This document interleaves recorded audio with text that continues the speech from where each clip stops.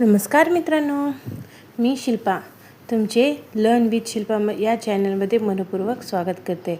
आज आपण TET, CTET, TIT व इतर स्पर्धा परीक्षेसाठी अत्यंत महत्त्वाचा विषय म्हणजे समानार्थी शब्द हा शिकणार आहोत। हा व्हिडिओ शेवटपर्यंत नक्की पहा, कारण शेवटी मी काही MCQ क्वेश्चन घेणार आहे। चला तर मग आपण वेळ न घालवता समानार्थी शब्द म्हणजे नेमकं काय ते आता आपण पाहूया। समानार्थी शब्द म्हणजे ज्या शब्दाचा अर्थ एकच किंवा जवळजवळ सारखाच असतो, पण शब्द वेगळे असतात, यांना काय म्हणतो आपण? समानार्थी शब्द असे म्हणतात। ओके, तर काय आता आपण की महत्त्वाचे जे TETसाठी खूप महत्त्वाचे आहेत व इतर स्पर्धेसाठी खूप महत्त्वाचे आहेत असे आपण शब्द पाहणार आहोत। चला तर मग पाहूया। पहिला आहे सूर्य। तर सूर्याला काय म्हणतात? रवी, भास्कर, दिनकर व आदित्य असं म्हणतात। दुसरा आहे चंद्र। चंद्राला काय म्हणतात? शशी, इंदू, सोम, निशाकर असे म्हणतात। तिसरा आहे पृथ्वी। पृथ्वीला काय म्हणतात? धरणी, वसुंधरा व मेदिनी असे म्हणतात। चौथा आहे आकाश। आकाशला काय म्हणतात? नभ, गगन, अंबर असे म्हणत असतात। तर पाचवा आहे समुद्र। समुद्राला काय म्हणतो? सागर, सिंधू, जलाधी व रत्नाकर याचे समानार्थी शब्द आहेत। चला पुढे पाहूया आपण नदी।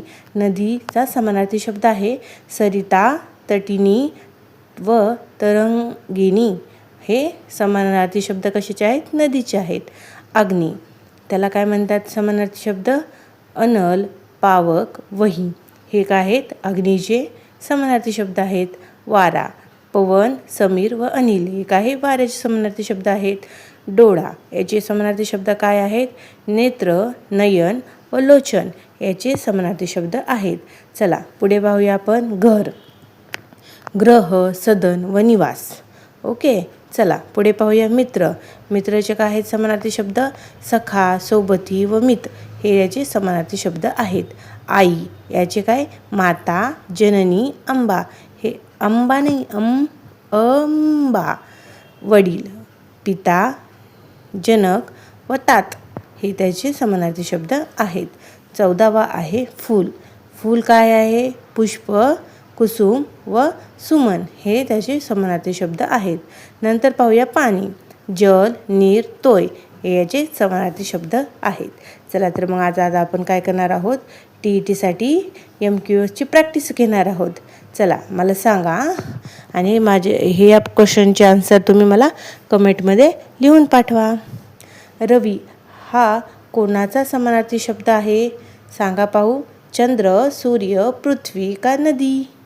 तर याचं उत्तर आहे सूर्य।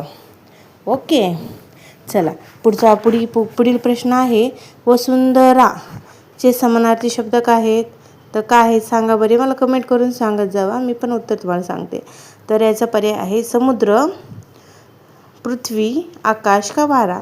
तर याचं बरोबर उत्तर आहे पृथ्वी। ओके, तिसरा क्वेश्चन पाहणार आहोत आपण। लोचन म्हणजे काय? तर पर्याय ए डोळा, बी हात, सी कान का डी नाक? तर याचं योग्य उत्तर आहे डोळा। पाचवा आहे पावक म्हणजे वारा, पाऊस, अग्नी का सूर्य? तर याचं योग्य उत्तर आहे अग्नी। पावक म्हणजे काय? अग्नी। चला, सखा म्हणजे काय? ए शत्रू, बी मित्र, सी भाऊ का डी शिक्षक? तर याचं योग्य उत्तर आहे मित्र। ओके, चला तर आज आपण TET परीक्षेसाठी महत्त्वाचे समानार्थी शब्द शिकलो आहेत व असा व्हिडिओ आवडला असेल तर नक्की लाईक करा, शेअर करा व लर्न विथ शिल्पा या चॅनलला सबस्क्राईब करा। पुढील व्हिडिओमध्ये आपण विरुद्धार्थी शब्द आणि त्यावरील TET MCQ सराव पाहणार आहोत।